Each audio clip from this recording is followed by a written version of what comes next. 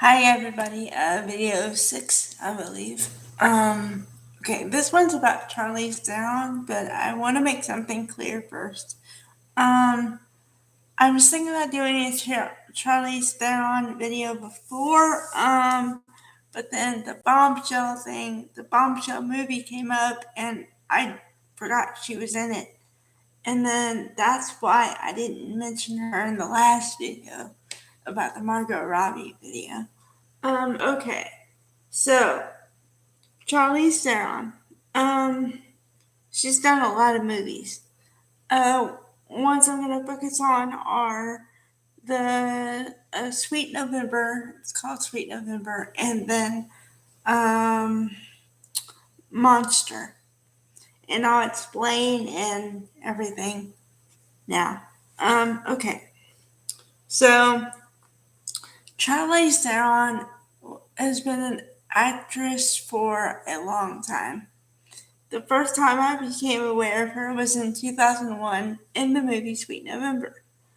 Um, she stars opposite Keanu Reeves, and she's the wild child to his stable, down to earth guy.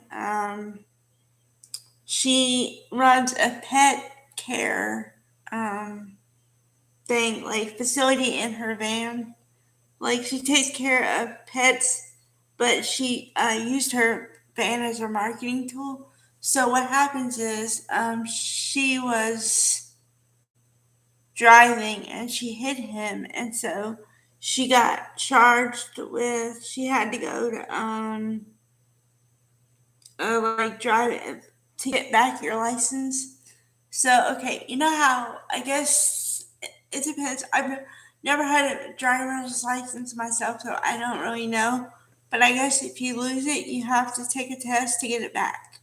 So part of the test is a written test, and you have to actually pass a test and get so many right to be considered for your driver's license. And what happens is she's so busy with her other stuff that she forgets to study for the test. And so she cheats off Keanu Reeves' character, his paper. So they each get denied for a driver's license. And of course, Keanu Reeves is mad because he just wants a driver's license. But it really affects her because now she can't drive her van. So she tries to become friendly with him, just friends, and he's just having none of it. Um, she's kind of like a free spirit, and he's very regimented. He has like, imagine somebody with a wall of TVs, and there's TVs everywhere to where you can watch the news and everything. Because I think he's a stockbroker or something like that. And so he's very into that.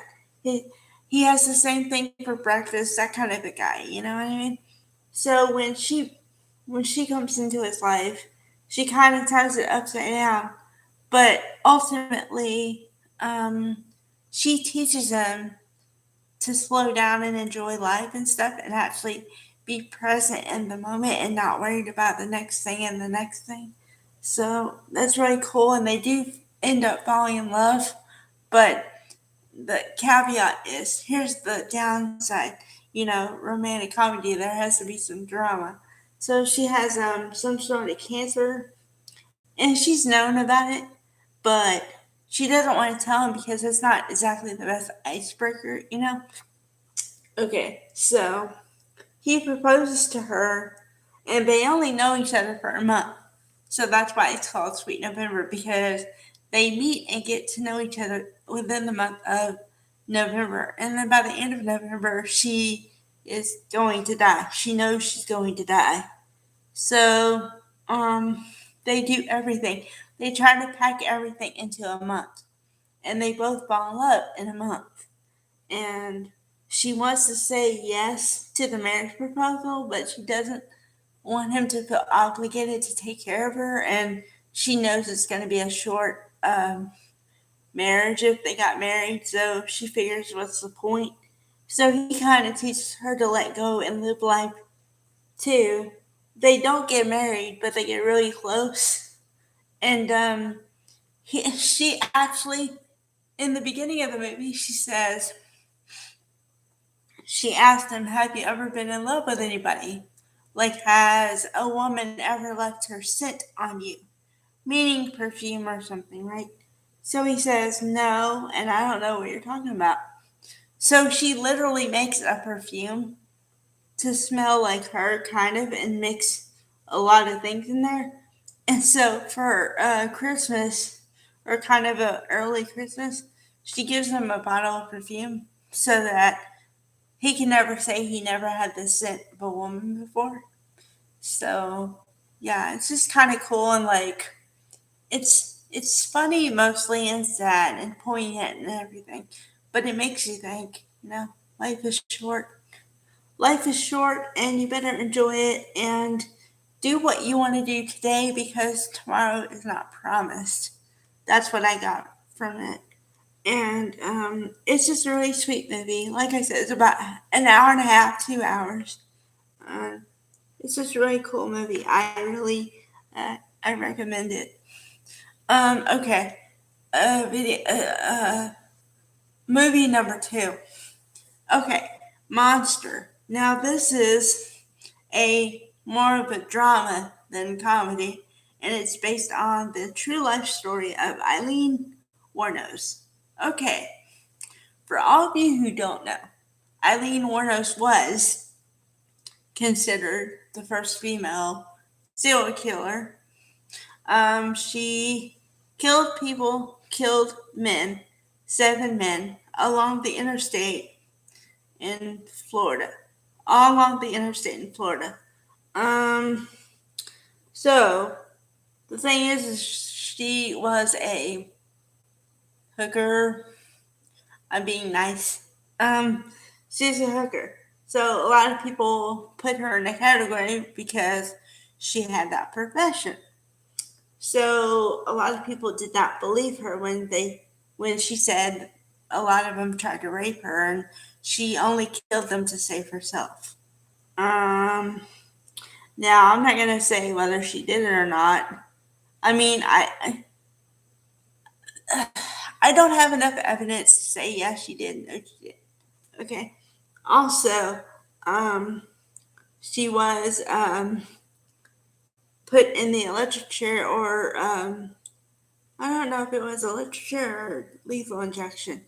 But anyway, what happened is she was given 7 life sentences, and she basically told the judge that she knew if she ever got out, she would kill again. So she said she wanted to be um, uh, executed or whatever right away. That was her own words. And then, ironically, she died the night, the day or the night of the premiere of the movie. Um, but the movie is based on her life. Charlize Theron plays her, and as far as visuals go, the makeup and everything she put on, like the prosthetics and everything, was spot on. You would think it was Eileen Wuornos. And then there's Tyree Moore, but they changed the name. So Christina Ricci, a teen actor, first of all, known for Now and Then and a bunch of other stuff. She plays her partner in the movie. And those are the main two characters in my mind because, okay, Tyree Moore in real life was the only confidant Eileen Wuornos had. So the fact that she turned on her and was the fact that she was put in prison, that was very upsetting to Eileen. Um, so, uh, yeah, so you see everything. You see from the beginning to when she didn't know what she was doing to when she found out, when she turned her in, and they actually show the trial of like when she's convicted. And I think that, well, I'm pretty sure Charlize Theron did a lot of research because a lot of her reactions are exactly how Aileen um, acted in real life.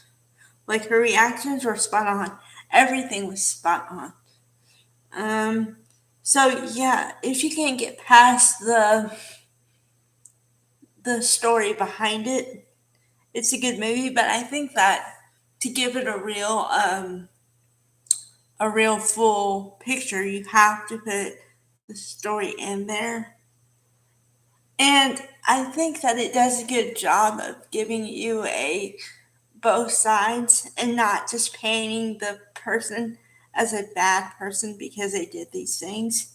They try to give you a reason without giving you like a sad story of why she did it, why she did those things. Um. So yeah, once again, I would say, um, it kind of like it didn't scare me, but I was like, whoa, that's really on. So if you get past that Packer, then yeah, I'd say at least give it a try.